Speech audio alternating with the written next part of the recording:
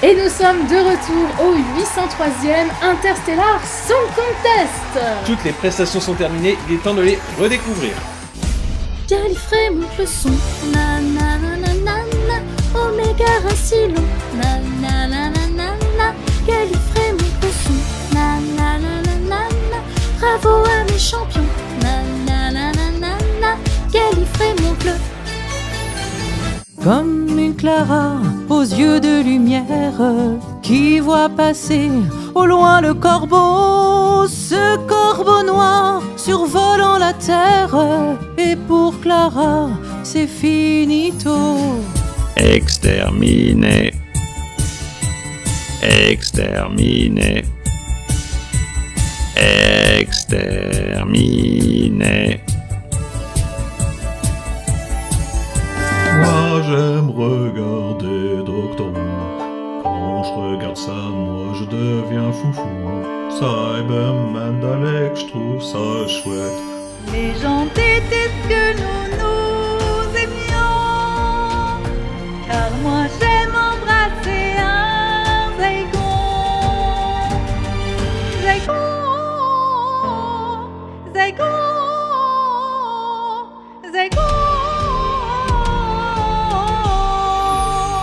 Et oui, c'est moi, absorbe, absorbe, je suis venu pour vous absorber. Oh, oh, oh, oh, pour vous absorber. Madame Flam, c'était la vanille depuis le début. Madame Flam, quelle idée totalement saugrenue. Waouh, waouh, waouh, Madame Flam, quelle idée totalement saugrenue. On m'informe dans l'oreillette que The Interstellar Song Contest est terminé. Il est temps de réagir à chaud. Le docteur et Belinda débarquent au concours interstellaire de la chanson qui ne se déroule pas exactement comme prévu. Ah, l'épisode sur l'Eurovision de l'espace, on l'attendait depuis un certain temps celui-là. Je crois que c'est le premier épisode de cette saison 2 qui, selon moi, aurait pu durer un peu plus longtemps. Oui, j'aurais voulu voir plus de chansons, voilà. Non mais même de manière générale, pour développer un peu plus ces personnages, et puis oui, avoir des chansons en plus, je pense qu'il aurait pu durer 5 minutes de plus. C'était assez bizarre en le regardant, c'est un épisode où j'ai passé beaucoup plus de temps à analyser, décortiquer les détails par rapport à ce qu'on savait déjà, par rapport au final, par rapport, voilà, plutôt qu'à véritablement apprécier l'histoire en elle-même. Moi, ce qui m'embête, tu vois, c'est que t'étais plus sur l'analyse, et c'est un peu mon cas aussi, tu vois, et je trouve que l'histoire était pas assez forte, du coup. Ouais, qu'en fait, le message est tellement fort, et ce que ça essaie de nous dire est tellement puissant, et qu'à côté, ça allait tellement chercher des détails que, ouais, c'est sûr que l'histoire paraît à la traîne par rapport à ça, c'est un peu ça, ouais. Mais bon, sinon, l'histoire reste tout de même super intéressante, et puis surtout, on a toute une galerie de personnages. Alors comme je disais avant, j'aurais aimé que ce soit un petit peu plus long pour pouvoir les détailler, mais pour autant, je trouve que tous les personnages sont très intéressants. On a évidemment Kid et Wynne, qui sont nos deux terroristes, qui sont vraiment des personnages fascinants. Leurs motivations, elles sont justifiées. On comprend pourquoi ils en arrivent à ces extrêmes, parce que pour eux, c'est la seule solution qui leur reste. D'ailleurs, c'est mis en comparaison avec Cora, qui, elle, essaye de trouver d'autres méthodes plus pacifistes, mais en même temps, bah, elle est obligée de faire des concessions, on l'a forcée à scier ses cornes, elle a été arrachée à ses racines. Et donc, en fait, on a vraiment, avec ces trois personnages-là, des positions très différentes sur comment on peut faire pour survivre dans un environnement aussi effroyable en fait. Parce que on a Kid qui lui est parti complètement sur la voie de la violence, mais à côté, bah Wynne, elle est pas du tout aussi violente. Enfin, on sent qu'à par moments elle a des remords, on sent que bah, elle veut sauver Cora. Il y a plusieurs moments où elle hésite légèrement. On sent qu'elle est pas aussi sûre que Kid, que c'est la bonne solution, mais en même temps, bah, elle en voit pas d'autres. Et donc c'est assez intéressant d'avoir ce contraste entre les deux, parce que Wynne, on lui fait jamais dire concrètement, mais par contre on nous le montre de façon non verbale. Et puis du coup, bah, y a Cora qui, elle, est obligée de cacher son identité, et qui justement à la fin va enfin se dévoiler, et puis montrer qu'elle est fière de qui elle est. Mais c'est vraiment trois facettes ultra intéressante pour ce genre de scénario. Côté personnages beaucoup moins dramatiques, on a Mike et Gary, qui pareil ont chacun leur petite spécificité, et où on nous installe dès le début bon, bah, le fait que leur couple, ça a l'air de battre un petit peu de l'aile, ils sont visiblement toujours amoureux, mais ils savent plus trop quoi partager, ils ont pas les mêmes goûts, on sent qu'il y a un peu d'eau dans le gaz, et pour autant, bah là, quand ils vont réussir à se découvrir, à dire « Ah mais je savais pas que tu savais faire ça, bah moi ça je savais pas que tu savais faire ça », et puis de voir qu'ils vont pouvoir travailler ensemble, qu'ils vont pouvoir mettre leur qualité ensemble pour faire quelque chose de formidable, bah j'ai trouvé que c'était aussi une belle histoire d'amour. Mais pareil, j'aurais aimé peut-être la creuser un chouïa plus. Dans les autres personnages qu'on voit, eh bien, il y a Suzanne. Suzanne J'avoue que je ne m'y attendais pas. Et j'étais tellement heureuse. Parce que j'avoue que j'avais un petit peu fait une croix dessus. À la fin de la saison 1, j'étais, non mais c'est sur saison 2, il y a Suzanne, saison 2, il y a Suzanne. Tout nous mène vers Suzanne dans la saison 1, c'est pas possible. Mais en fait, vu que plus rien ne nous en parlait, je l'avais mise complètement de côté. Et là, ce coup de le docteur qui a cette espèce de choc, qui soudain réveille vraiment le souvenir de Suzanne, ça m'a tellement émue, j'en ai chialé. J'ai chialé 2 fois devant cet épisode. Quand on a vu Suzanne apparaître et la chanson de fin de Cora. Bon alors du coup j'ai contextualisé parce qu'il y a beaucoup de choses à contextualiser dans cet épisode. Suzanne, c'est la petite fille du docteur. C'était la toute première compagne dans la série, que le docteur a abandonné assez vite en fait dans la saison 2, et qu'on avait juste revu dans The Five Doctors. On l'a jamais trop revue, Suzanne, et donc c'était une très longue attente des fans de pouvoir la revoir, surtout que l'actrice Caroline Ford, elle avait vraiment envie de revenir dans la série. Donc évidemment, c'est super cool de la revoir, parce que en plus, on a le docteur qui nous parle plusieurs fois, Gallifrey, machin, enfin, je suis le dernier seigneur du temps. Puis là, qu'est-ce qu'on va arriver ? Bah, Suzanne dans sa tête, est-ce que Suzanne est encore vivante, même si là, c'est qu'un souvenir ? Puis alors, en plus, à la fin, on a la Rani qui revient, tiens, comme par hasard. Mais il le dit super souvent, et là, il le dit 2 fois dans l'épisode, encore une fois, tu te dis... Bon, à un moment, quand est-ce qu'il arrive à nouveau de Seigneur du Temps ? Parce que là, ça commence à faire long. Moi, Suzanne, quand je l'ai vue, j'ai fait « Ah bah oui, la voilà enfin !» Tu vois, c'était... Moi, j'ai pas eu le moment de choc. Je me suis dit « Ah, enfin, la voilà !» J'étais persuadé qu'elle allait revenir. Et quand je l'ai vue, je me suis dit « Ah, c'est enfin là où elle revient !» Tu veux qu'on parle de la Rani direct ? Allez, on va parler de la Rani direct. Il avait leaké. Genre, il avait leaké de partout. Moi, je me persuadais que c'était faux, parce que je me disais, ça n'a aucun sens. Pourquoi est-ce qu'elle briserait le 4e mur ? Pourquoi est-ce qu'elle reconnaîtrait pas le TARDIS ? Pour moi, c'était stupide que ce soit la Rani. Enfin, Madame Flood, elle est pas du tout scientifique. J'ai peut-être resitué pareil qui est la Rani. La Rani, c'est une Time Lady des classiques. C'est une pote d'enfance du docteur, qui est aussi pas très appréciée par les seigneurs du temps. C'est une chimiste, elle aime faire ses expériences, et elle a pas des méthodes très éthiques, on va dire. Mais son but, c'est pas de détruire l'univers, normalement. Donc c'est pour ça que ça me paraissait complètement con que ce soit elle. Mais c'est elle. Alors pour le moment, c'est trop tôt pour que je me fasse une idée de est-ce que c'est bien ou pas. Parce qu'on n'a pas vu grand-chose d'elle. On sait pas encore... J'imagine que toutes les questions que j'ai posées au début, on va avoir une justification. Et il y a un truc qui a fait que ça a un peu mis de l'eau dans mon vin, et ça m'a un peu calmé sur l'idée que ce soit la Rani, c'est le fait qu'on ait cette bigénération qui nous donne 2 Rani super différentes, avec une alchimie giga intéressant. Moi, tout ce que ça me donne envie, c'est de voir comment ça va être exploité dans le final. Donc pour le moment, je suis pas du tout hostile à ça, parce qu'en vrai, j'aime bien le personnage de la Rani. J'attends juste de voir comment ça va être justifié. Disons que l'actrice qui reprend la Rani joue la Rani, tu vois. Alors que Mrs. Flood, depuis le début, bah c'était pas la Rani, ça se sent que c'est pas la Rani, vraiment. Ah bah Archie Panjabi, la nouvelle Rani, clairement, il y a vraiment une vibe Rani avec elle, alors que Madame Flood, pas du tout. Mais c'est pour ça que j'attends de voir dans le final comment ça sera développé. Par contre, j'avoue que, bah du coup, le fait que ça ait leaké d'absolument partout, et qu'en plus ce soit lié avec des leaks du final, qui ont du coup été déjà pas mal résolus, donc qui vont probablement s'avérer vrais, j'avoue que ça me saoule, parce que j'ai l'impression déjà de connaître toute la fin de saison, et ça m'a gâché cette surprise. Je pense que j'aurais été trop contente de le découvrir, et c'est vraiment pénible, parce que ceux-là, ils ont beaucoup tourné. Bon après, c'est le jeu de Doctor Who, une saison de temps en temps, on se fait spoiler la fin, et le retour d'un gros méchant, et on est deg, et bah voilà, c'est comme ça, là c'était là. Et dans les autres retours d'Alien, bah rien, non, il n'y en a pas. J'espérais que sur scène, il y ait au moins un alien qu'on connaisse qui chante, mais même pas, et puis surtout, il n'y en a même pas dans le public, je trouve ça trop dommage. Pourquoi est-ce qu'on n'a pas un Slizine dans le public, ou je sais pas moi, on pourrait mettre n'importe quel alien, enfin, ils ont les costumes en réserve, on essaie d'en prendre des qui sont pas trop méchants et tout ça, tu les fous dans le public, y a pas de problème, quoi. C'est dommage quand même, dans un univers comme Doctor Who, qui est aussi riche, de pas avoir...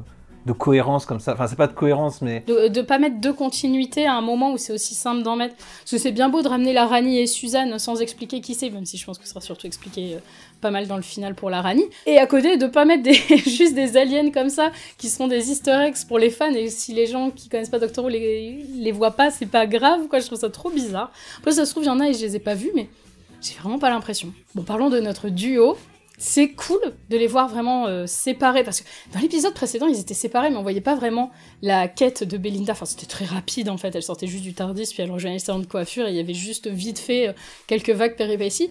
Là, ils sont vraiment séparés tous les deux, en train de souffrir du fait d'être séparés et d'être persuadés que l'autre est mort. Bah, on a justement le fait que Belinda, elle se rend compte vraiment que là, elle pourrait être coincée définitivement, et ne jamais revoir sa famille. Donc ça rapporte vraiment du tragique au personnage, ça va aussi aller creuser le fait que les deux sont vraiment très attachés l'un à l'autre, mais que n'empêche Belinda, elle garde quand même en tête que même si elle est super attachée au docteur, ce qui l'importe avant tout c'est de retrouver sa famille. Et le docteur, quant à lui, eh bien, il révèle vraiment une part très sombre, ça fait quand même 2 fois cette saison avec quand il est venu faire la morale à Conrad de façon assez froide. C'est la 2e fois où on a un docteur assez froid qui là est vraiment super tendu et qui va jusqu'à torturer un gars. J'ai vraiment le feeling que cette espèce d'escalade de la violence sourde du docteur, c'est vraiment une violence qui va garder en lui et qui va juste exploser à un moment. Et là, en l'occurrence, c'est sur Kid. J'ai vraiment l'impression que ça mène sur quelque chose vers le final parce que 2 fois dans la saison, c'est quand même beaucoup. J'attends de voir vers où ça va, parce que pour le moment, ça ressemble... Enfin, je dis ça ressemble pas au docteur de faire ça, c'est pas vrai, ça arrive que le docteur pète un câble comme ça. Mais j'attends de voir si c'est véritablement exploité pour la fin de saison, parce que je trouve que, pour le coup, les excuses qu'ils ont données au docteur dans l'épisode, là, elles sont quand même un peu faibles. Le mec, il vient quand même de torturer un gars. Et justement, dans l'épisode où on nous dit que la vengeance, c'est pas la solution... J'aurais aimé que ce soit plus appuyé le fait que le docteur ait cherché à se venger et que c'était pas la solution de faire comme ça. Moi, j'ai détesté cette scène. Ah ouais, toi, t'as vraiment pas aimé. Ah, moi, j'ai détesté voir le docteur comme ça parce qu'en fait, même s'il s'énerve, globalement, il s'énerve petit à petit, je trouve que c'est pas assez graduel pour moi, tu vois. Il va pas de « je ne suis pas énervé » à « je suis énervé ». Il passe par des transitions un peu cheloues. Il a la situation en main. Il a détruit le bidule, là, en l'air, là. Il a désarmé... Kid. En plus, cette façon de faire avec des hologrammes et tout, genre c'est pas moi, c'est l'hologramme, tu vois. Comme tu as dit, si ça tombe, ça va mener vers quelque chose, vers un arc de rédemption, en gros, peut-être qu'il va remarquer que être comme ça, c'est pas bien, tu vois. Je sais pas, moi j'ai détesté cette scène. Je pense que le final va vraiment déterminer ce qu'on doit penser de cette scène, en vrai. Parce que là, il y a pas assez d'excuses dans l'épisode. Enfin, il y a des excuses, il n'y a pas assez de rédemption de la part du docteur. Je sais pas ce que toi t'en penses, mais moi je trouve que le docteur dans cet épisode-là est pas très bien écrit. Tu retrouves toutes ces mimiques et tout, mais mal dosé, je trouve. C'est un peu bizarre, mais après c'est peut-être que moi, hein, je sais pas, mais j'ai trouvé que c'était pas le docteur, qu'il était pas logique dans ses façons de faire. Mais c'est plus le fait qu'on ait eu Story and the Engine où c'est un docteur très dans le pardon et tout ça qui est juste avant.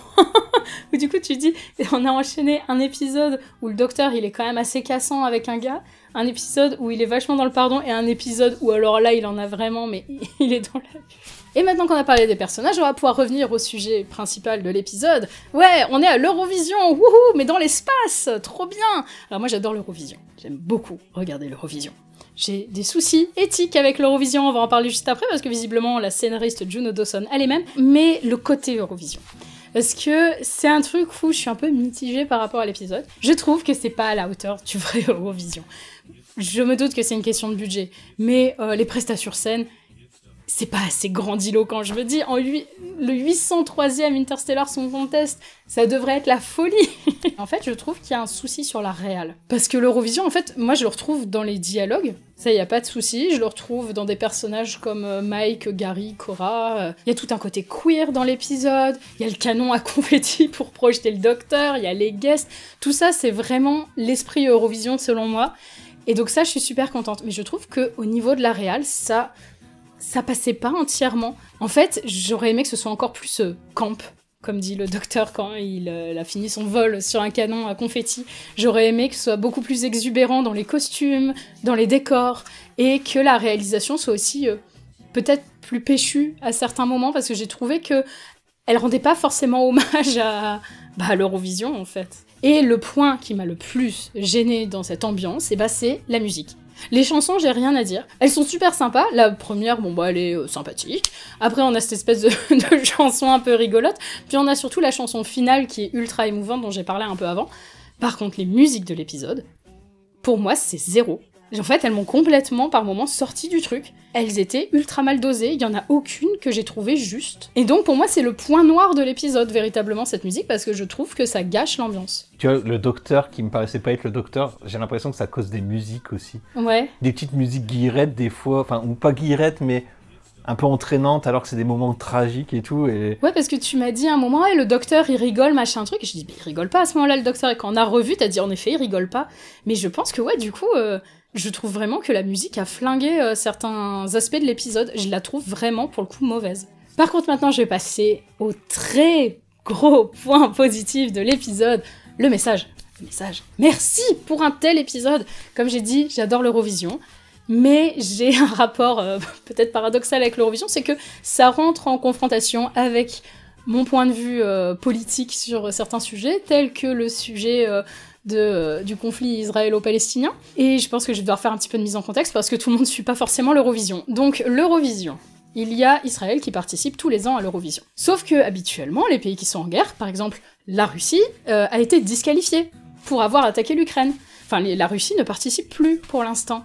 Et donc, en toute logique, pourquoi Israël est là? Eh bien parce que le plus gros sponsor de l'Eurovision est une compagnie israélienne qui s'appelle Moroccan Oil. D'ailleurs, quand vous regardez l'Eurovision, il est écrit Moroccan Oil à peu près tous les 3 minutes. Et donc, un des gros soucis des fans de l'Eurovision, c'est est-ce qu'on continue de regarder l'Eurovision alors que la majorité du pognon vient d'une entreprise israélienne qui, du coup, va aller dicter beaucoup de décisions qui sont prises à l'Eurovision. Par exemple, le fait que, sur scène, ils ont plus le droit d'avoir des drapeaux, par exemple, queer, parce que juste, ils voulaient interdire les drapeaux palestiniens, mais ils voulaient pas juste écrire on va interdire les drapeaux palestiniens, donc ils ont interdit les drapeaux de tout ce qui n'est pas un pays en gros. Et donc si Israël continue de participer à l'Eurovision, c'est aussi parce qu'il y a cette boîte derrière qui dit bah non, on va garder Israël et on va bien supprimer toutes les huées chaque fois qu'ils font un passage et on va mettre des applaudissements à la place.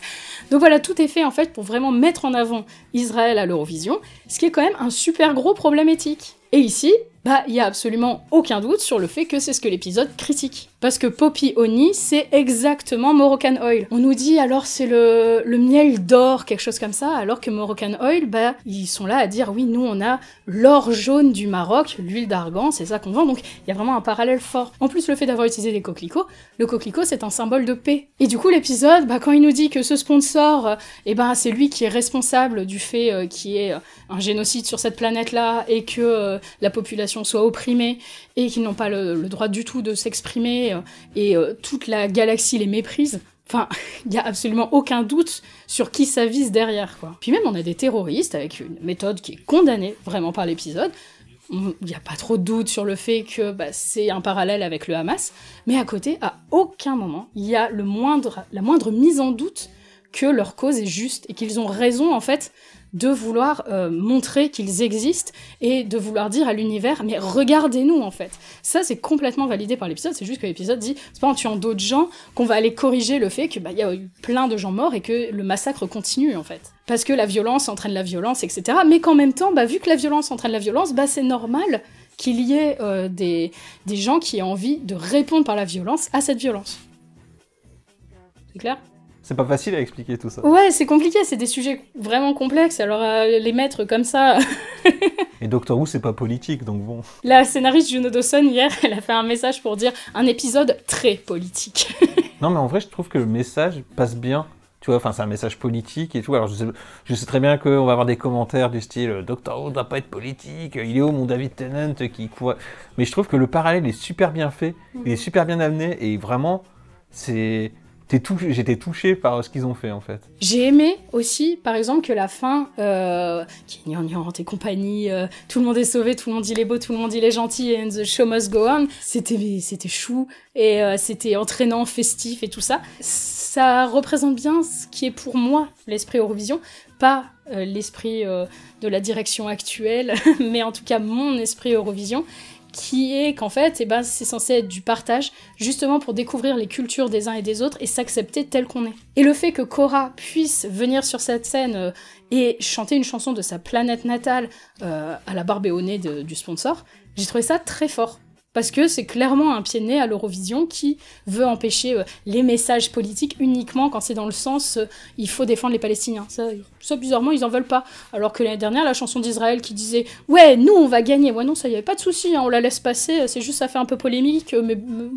Et il y a aussi une répercussion dans la vraie vie, en fait. Ça reste de la théorie, mais pour moi, c'est sûr. Ncuti Gatwa était censé donner les points pour le Royaume-Uni à la cérémonie de l'Eurovision. Et ça a été annulé. Genre littéralement 5 minutes après la qualification d'Israël pour la finale. Déjà, c'était bizarre quand ça a été annoncé, mais en voyant l'épisode, j'ai aucun doute sur le fait que ce soit volontaire. Du coup, je sais pas si c'est que ça avait été manigancé à la BBC, genre, si Israël se qualifie, on va retirer Shooty-Gatwa, enfin que c'était déjà prévu d'avance, ou si c'est que les organisateurs de l'Eurovision ont appris qu'il y avait un épisode de Doctor Who qui allait clairement taper sur leur fonctionnement, et qu'ils ont du coup demandé à supprimer Shooty-Gatwa du listing, mais que du coup la BBC aurait fait exprès de l'annoncer à ce moment-là, je sais pas, mais c'est trop bizarre. Ça peut pas être un hasard. C'est sûr qu'il y a quelque chose derrière, et c'est bien joué de leur part, je trouve, parce que c'est... Tout le monde en a parlé, enfin tout le fandom... Tout le monde s'est demandé pourquoi Shooty-Gatwa, parce qu'il n'y a pas eu de justification. Le HO sort beaucoup de l'épisode aujourd'hui. Hein. Ouais, mais en fait, il y a tellement de choses à expliquer autour. Ça fait un peu Maro-Canard. Maro-Canard. Bon, et du coup, terminons en repassant sur l'épisode et en parlant du teasing de la fin, avec les portes du TARDIS qui explosent. Honnêtement, je suis très hypée pour le final. Hypée. Je suis très hypée. Bah quoi, j'ai fait la... Je suis très hypée. Il y a un H, oui, c'est vrai. Très hypée. Exactement, c'est comme des haricots. Je suis très hypée pour la finale de la saison. J'espère que ça va être à la hauteur. Parce que pour le moment, je trouve que cette saison est un sans faute. Donc j'espère que ça va continuer comme ça. Bref, c'est un épisode qui est selon moi un peu perfectible, mais qui dans l'ensemble a été un bonheur à regarder, parce que j'adore quand Doctor Who n'hésite pas à mettre les pieds dans le plat de cette manière-là, parce que j'ai bien aimé les personnages, parce que c'est toujours un plaisir d'avoir des chansons dans Doctor Who, et puis parce que Free Palestine.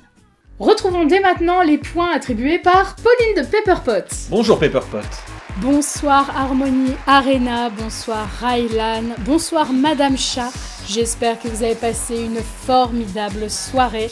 Pepperpot attribue à The Interstellar Song Contest la note de 7.5 at hot 7.5 points. À chaud, 7,5 points. Eh bien, un épisode sympathique. On en attendait peut-être un peu trop, mais dans l'ensemble, c'était plutôt sympathique. En effet, vous avez bien trouvé le mot Rylan. En espérant que ça se passe bien avec la Rani. On a des gens à remercier pour cet épisode de HO. Tout à fait, nous devons d'abord remercier Théa and the Mugs, qui a fait la voix de Luan, de notre propre version de Luan. Nous avons également à remercier Formagate, qui a fait la voix de Marie-Myriam, et également Michou, juste Michou de rien. Qui a fait la voix de Labzorbalov. Merci à eux. Et un grand merci aussi à Robin, qui nous a aidé un peu pour le mixage son. Robin qui a également fait la mise en page de Plus Grand à l'intérieur, dont vous pouvez retrouver le lien en description, parce que la campagne est toujours en cours pour pouvoir acheter le nouveau livre des éditions de la Poivrière. Que personne ne regarde, Pauline. C'est pas grave, je continue. Merci beaucoup d'avoir suivi cette vidéo, j'espère qu'elle vous a plu, en tout cas on s'est bien amusé à la faire. N'hésitez pas à commenter et à liker comme d'habitude cette vidéo. Zoubi les Arbi, et à la semaine prochaine pour la première partie du final.